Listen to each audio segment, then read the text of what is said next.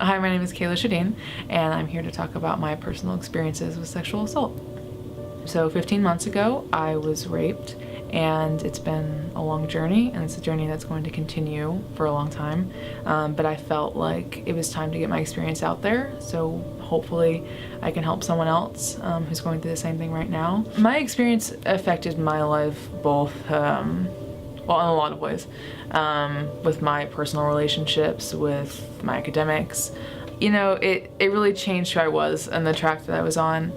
As far as victim blaming, I experienced that a lot personally when I started sharing my story. Unfortunately, with people I'm very close with, I was very close with, I've lost a lot of relationships due to people blaming me for something that was not my fault. It was not my fault. And, you know, even my father saying, I hope you learned your lesson because I was drinking, so it was my fault. Of course, that's the reaction people have. It's ingrained in our culture. It's something people believe, and they don't think twice about it when they're confronted with a survivor of sexual assault, and they start questioning them about the experience, questioning what they were wearing, what they were doing, what they were drinking, what they were eating, everything about that experience. They question, that is victim blaming. That is questioning the validity of their experience. I really wish someone had told me that I'm not crazy. Like, it's so simple, but it's like you lose complete control of your emotions.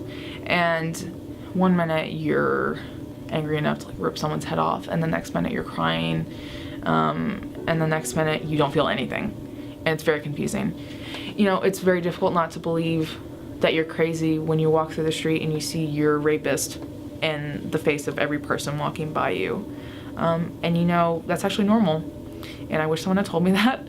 And I wish that, you know, someone had told me that I could have those feelings and that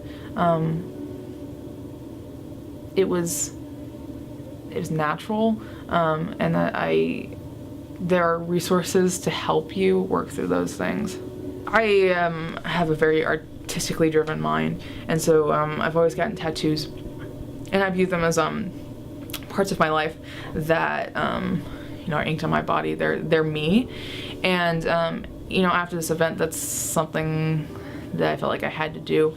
And you know, music is something I've always been very connected to when I could not connect to the people around me, because emotionally I wasn't able to, or because of a difference in experiences I was not able to.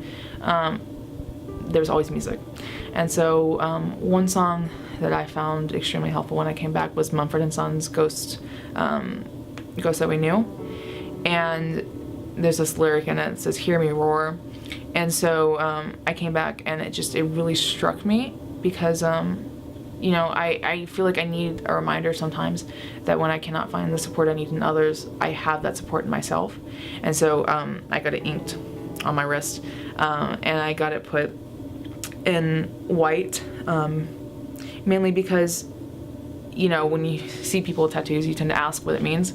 And sometimes I want to have the right to not tell my story. And so it's mainly kind of like a personal thing that's in white. People only see it if I point it out. It's also white tattoos fade after time. And I like that idea of this event slowly fading from my life, and it's never gonna disappear, but it's gonna become easier.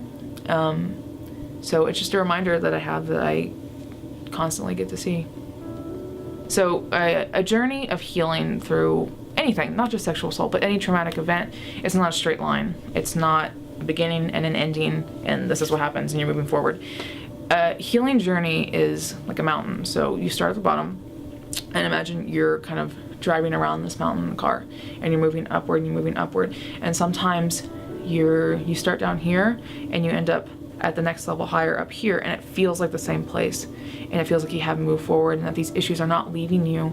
And it's something I deal with very actively. You know, it's happened 15 months ago, but sometimes I still feel like I'm back in that place. And it's really frustrating to be dealing with these issues actively and not being able to control that some things still haven't changed, but they have changed. The point is that you're higher, and that you're gonna keep moving around that mountain, and each time you're higher and higher, and it's gonna get easier and easier, and that point between getting to the top is shorter and shorter.